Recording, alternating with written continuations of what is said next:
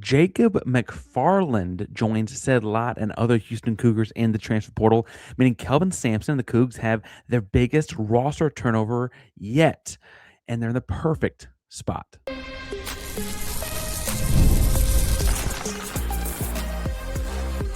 You are Locked On Cougs, your daily podcast on the Houston Cougars, part of the Locked On Podcast Network, your team every day. Welcome to Locked On Cougs, the daily podcast about your Houston Cougars. I'm your host, your first and only host, Parker Ainsworth, to break down all things Cougs. If you join the conversation down below, let us know what you're looking for in the transfer portal. Today's show, we'll be looking at other aspects of this roster. Though at the end, I will talk about how Michigan and other Final Four teams kind of laid a map out for how to construct a roster to win a national title, because I think that is a key topic of conversation as you're looking at Houston building a roster. The middle segment, we're talking about how Chris Cenac's timeline and his pro decision, all that is A, somewhat of a bigger decision than we realize, and B, actually kind of influential here as far as giving us some ideas of what's going to happen. But first and foremost, Houston loses another player of the transfer portal, Jacob McFarland, heading to the transfer portal. McFarland was a four-star kid out of high school, had a horrible injury in the Ole Miss scrimmage before his redshirt freshman year, then had to take an injury redshirt. He ultimately missed like 26 months of basketball if you count the redshirt year and then the injury redshirt year before finally stepping on the floor for Houston. And truthfully, I think this is more about the potential and the needing a fresh start and all those kinds of things. He needs to go somewhere where he can play, and he's missed a lot of time between injuries and red shirts, and he's not going to find that time on the floor at Houston next year necessarily.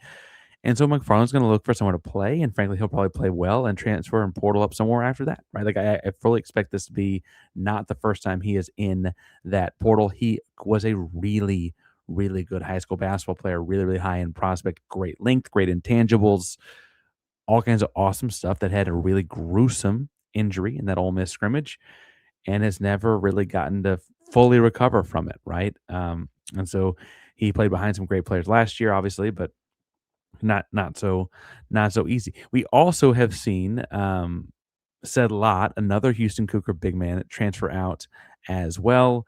And I think that the big deal for Houston fans there is this is a handful of big men in a roster where Houston's kind of losing big men. Houston was not the biggest team by any stretch last year, but they're losing guys left and right. Ced was a fan favorite and into the bench guy. A guy I still think has a shot at the NFL if things don't work out on the basketball court. For what it's worth, Ced played 333 minutes since he showed up on campus in the winter of 2022-23. Now, he redshirted the second half of that year. Obviously, he showed up midseason, but played in just 66 games. Most memorable game, though, obviously was the spring of 24. That's his redshirt freshman year. The Kansas home game where Houston ends up blowing Kansas out. A big part of that blowout was he was able to physically manhandle on a injured and injury ravaged Houston Cougar team. He was able to manhandle Hunter Dickinson in a way that helped lead Houston to that 30-point win in the Fertitta Center, right? That's my everlasting memory of his time on the floor. I should probably point out my biggest thing for the same kind of vein for McFarland was actually him getting on the floor in the first place. Was a big, big moment to see him, the standing ovation when he ran out on the floor. McFarland's looking to rebuild his career. Ced looking to build his career kind of from the start. Had only played 3 years of high school basketball, 3 years basketball period before showing up to Houston.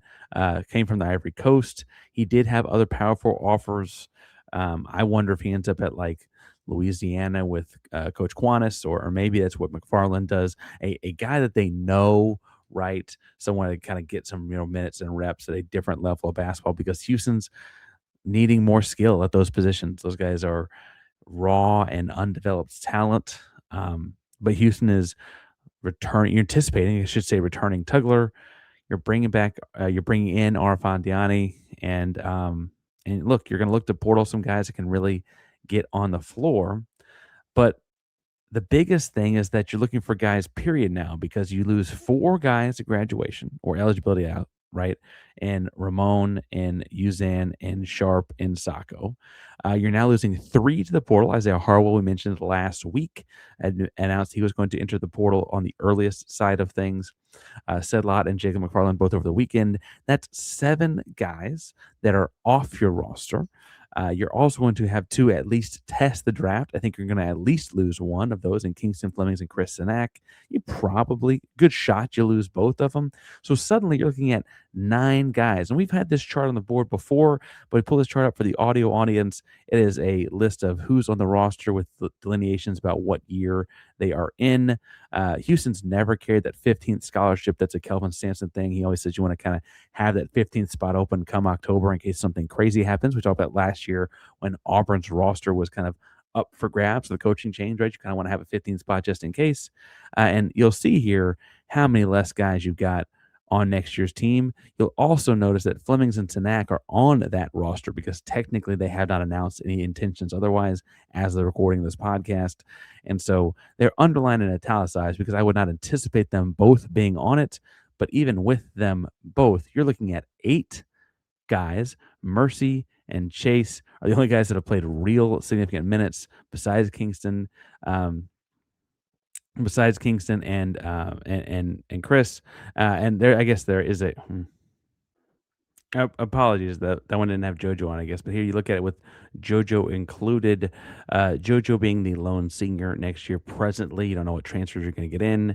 But then you have Cordell and Mercy. Chase technically in that recruiting class, but Chase is obviously a redshirt sophomore next year. Then Kingston and Chris will be true sophomores. Bryce is a redshirt freshman, two true freshmen.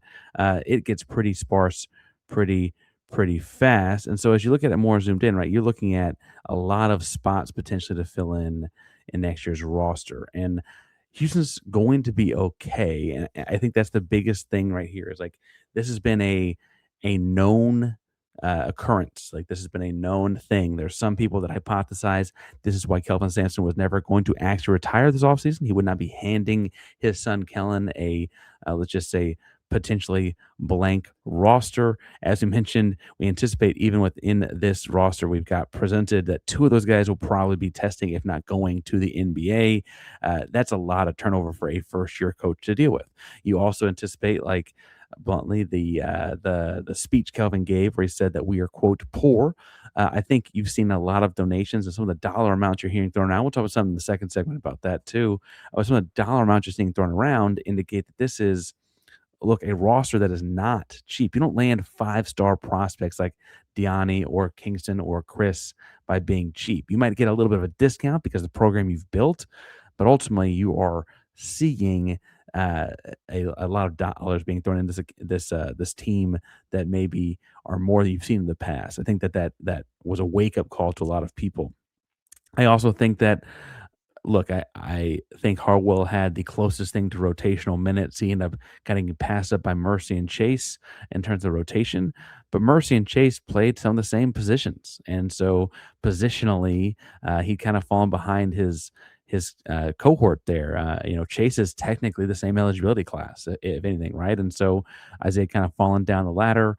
Is unlikely that said or McFarland would have had a whole lot of significant roles in next year's plans. Certainly not starting at any point in front of JoJo or Arafan. I wonder who we'll see in the coming at the recording of this podcast. The portal has not quite opened yet, so we'll see who they could be replaced by in the portal, so to speak, as well as far as guys coming in to Houston. But there's been rumors about different forwards and centers out there as well as Houston looks to get bigger, right? And so all it is to say that Houston is going to be looking interestingly at both starting talent and quality bench depth. And I think how you look at that formulation will create an interesting roster to be built, right? I do think, though, that honestly, this is the kind of roster that Sampson and company anticipated working with. I don't think that they told Isiah or said or Jacob, you have to go, though. That's not necessarily the way those conversations would have gone.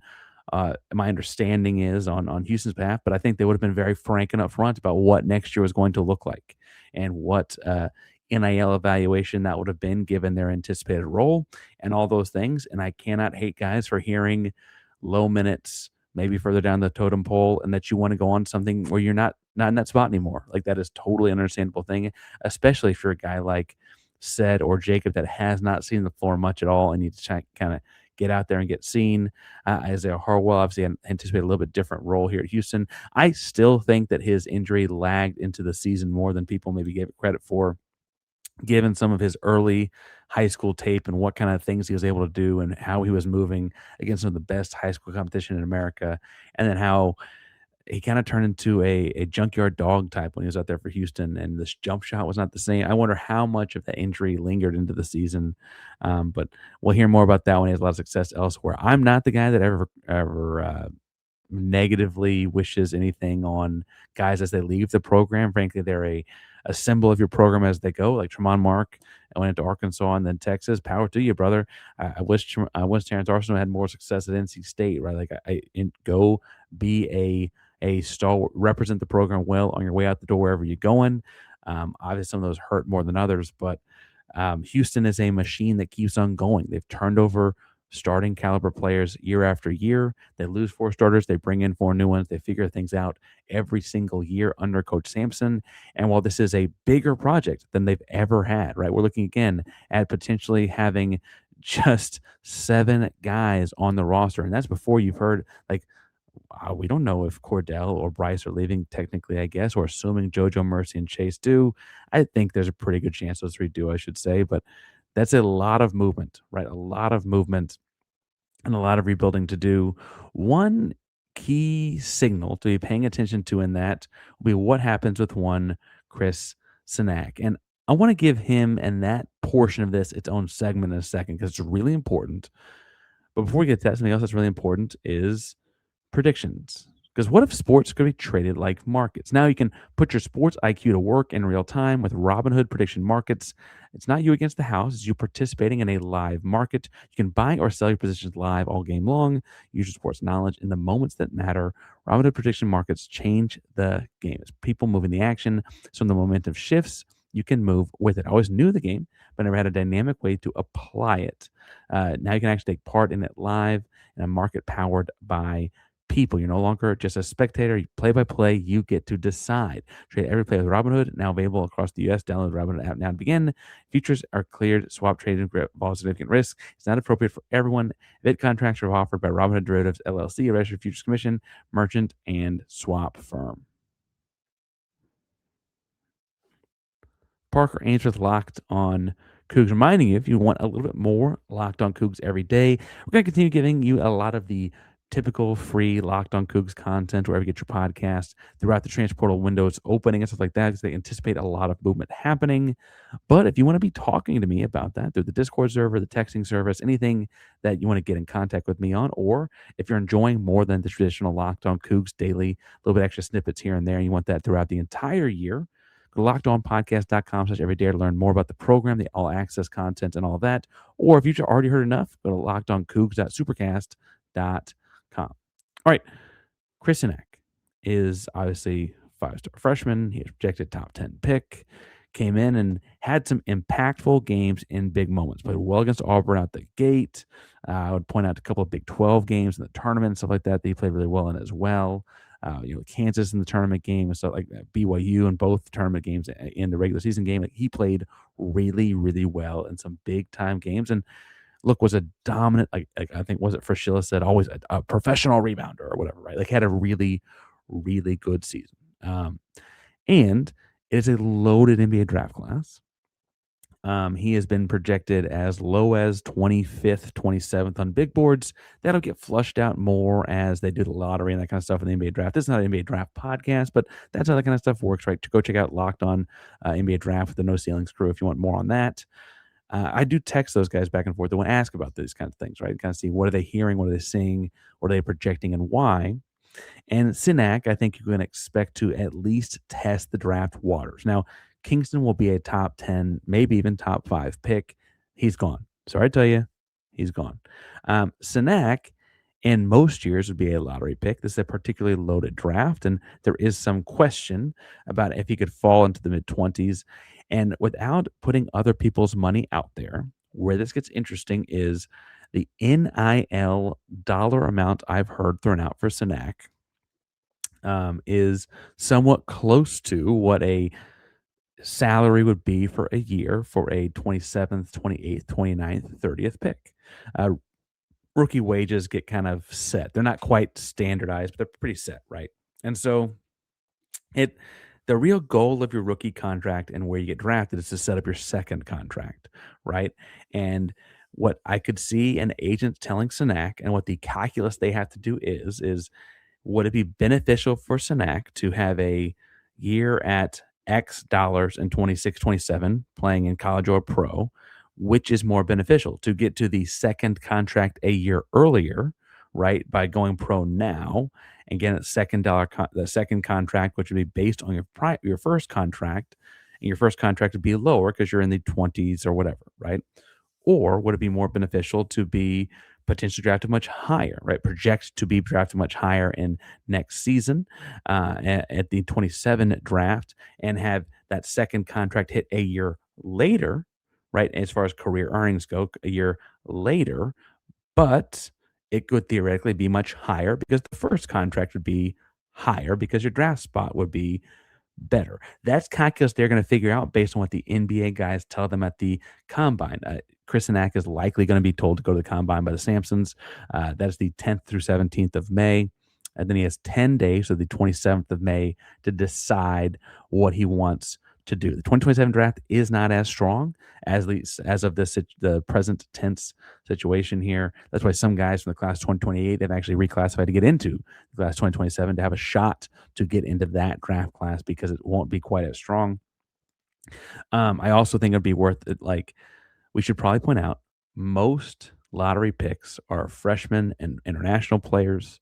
There are very few non-freshman college players drafted, but in a way that works in favor of Chris Cenac, almost all of the sophomore and older players drafted in the lottery that are, American college basketball players are typically big men. They take a little longer to develop, right?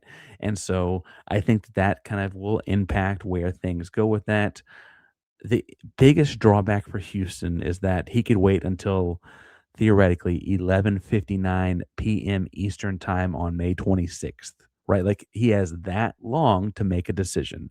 And Houston's got to build a roster a lot faster than that.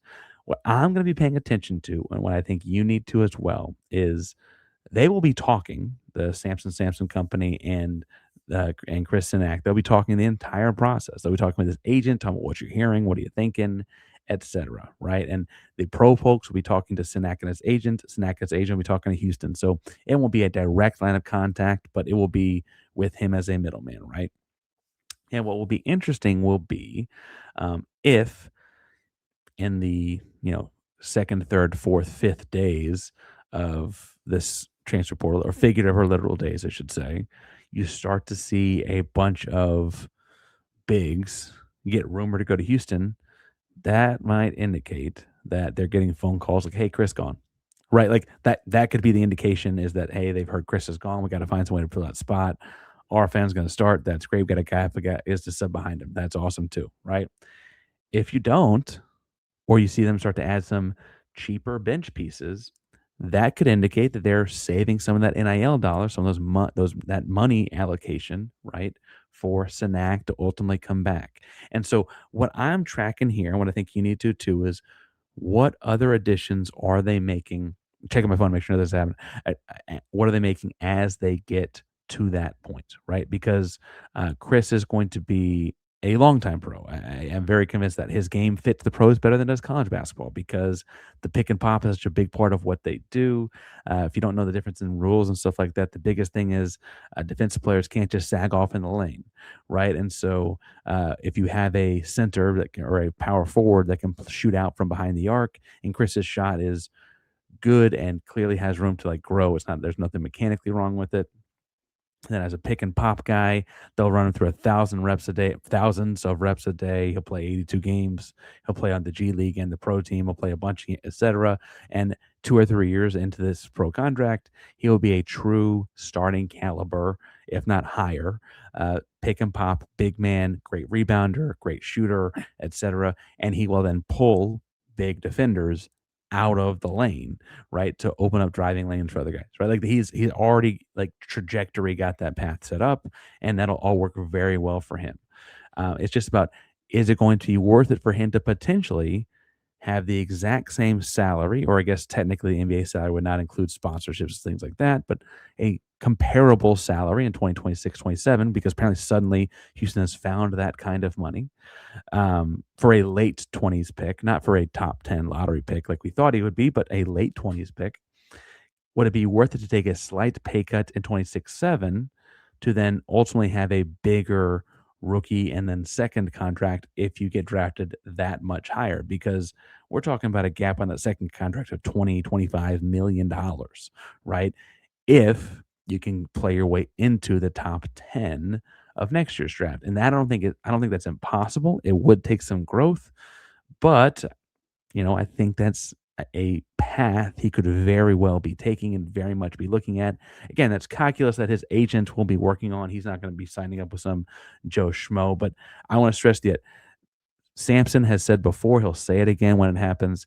When guys have this kind of talent, he tells them to at least go get evaluated. And then when they come back and say, Kingston will come back and say, I'm projected top 10, maybe top 5, they're going to say, son, you got to go.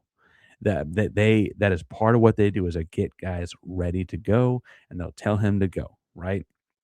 Which when Chris comes back and says, that's when different conversations would happen. Now, if Chris goes out there and kills it for a week, and they go, hey man, you're looking like 17, 18, 19, you're being top 20 though.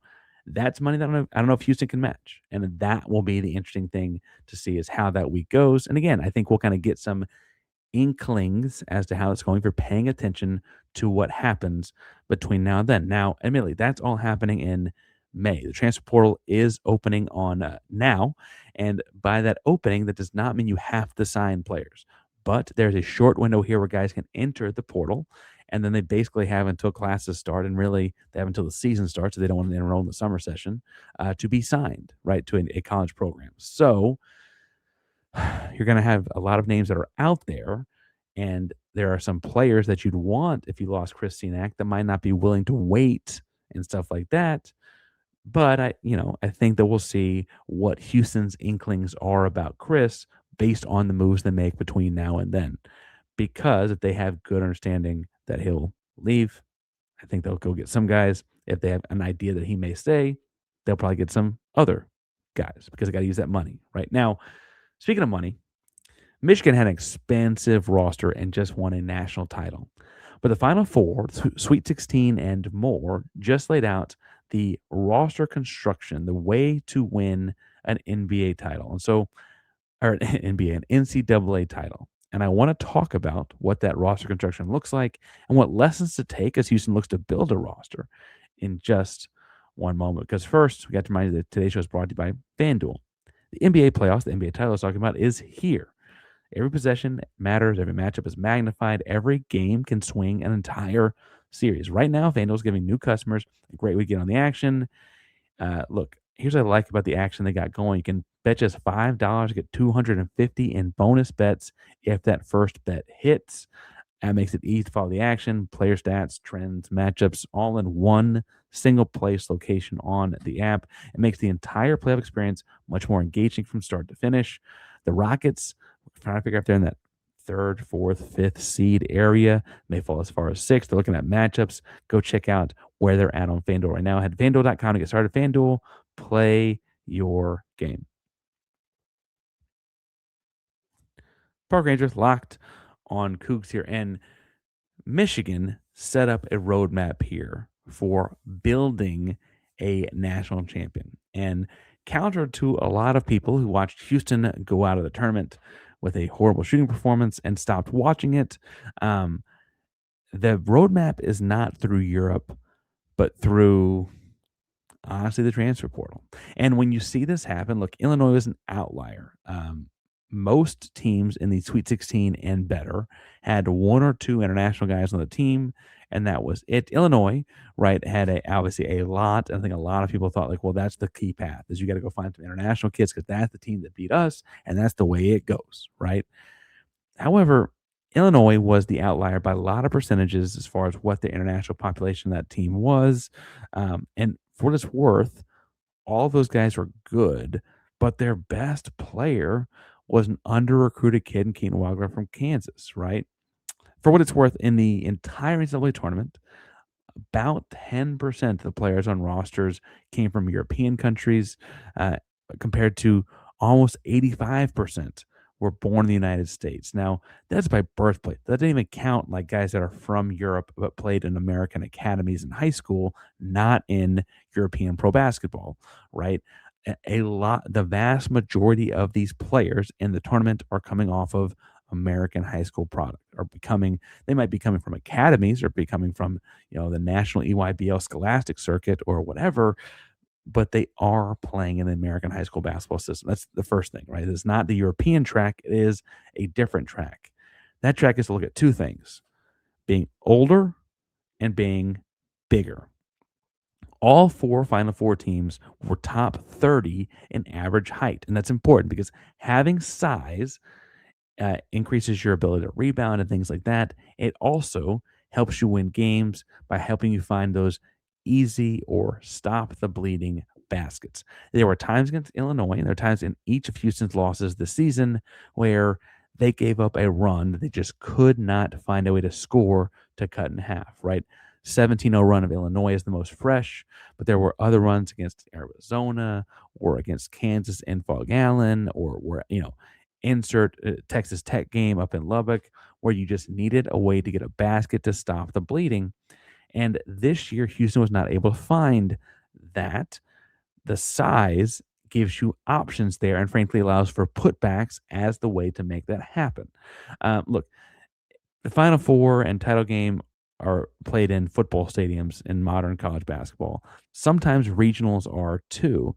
I think another interesting statistic to pay attention to is how much worse the average team shoots from distance in those stadiums. Sight lines, depth perception, on top of just the magnitude and general jitters of an important game, all throughout shooting from deep. If you have big guys that can score close to the rim or have some way to create paint points, right? Points on paint touches, that creates a very much more reliable way of scoring. Houston did not do that. Bluntly, Houston had the second furthest distance of average 2-point field goal made this season of any college basketball team, 364th out of 365 college basketball teams. For reference, the only two other Sweet 16 teams that were even on the same page of the data table as Houston were Purdue and Michigan State, and they were both over a full foot closer than Houston, right? It is remarkable that Houston was as effective and had all the efficiency numbers, analytically speaking, that they did, given the difficulty of shots they were taking. Frankly, it should be commended that they had such a successful season. Sweet 16, top 5 in the AP poll. Frankly, we're a bad shooting night away from maybe making another Final Four run, because I think that'd be in Iowa. Anyway, like, they really were a strong team and took incredibly difficult shots in terms of distance from basket and so on, right? And so that's one thing, is having size helps you create easier opportunities. Now, did Illinois get their size from Europe? Yes, but there's ways to get your size from Australia. There's ways to get your size from Houston. There's ways to get your size from California, Florida. You can get your size from lots of places. The team Houston lost to just so happened to get their size from a different continent, right? Now, the other thing I'll say that Michigan pointed out and that is interesting here is that a real key to winning this whole tournament is surprise being older. Houston had a lot of talent last year, but we talked about the season about the variance of that team, the low floor and high ceiling, were because they played so many young guys, right? A couple true freshmen, redshirt freshmen, a true sophomore, didn't play a lot as a freshman, a lot of youth on their roster last year in terms of their initial rotation. And it's not that you want guys to necessarily have been with one program forever. I mean, Michigan just won with a majority of their team having transferred in the last 18 months. Michigan's 8-man rotation had also just one sophomore, one freshman, two juniors, and four seniors. And yeah, Arizona had a couple of 5-star freshmen, but Mo Krivas is a junior.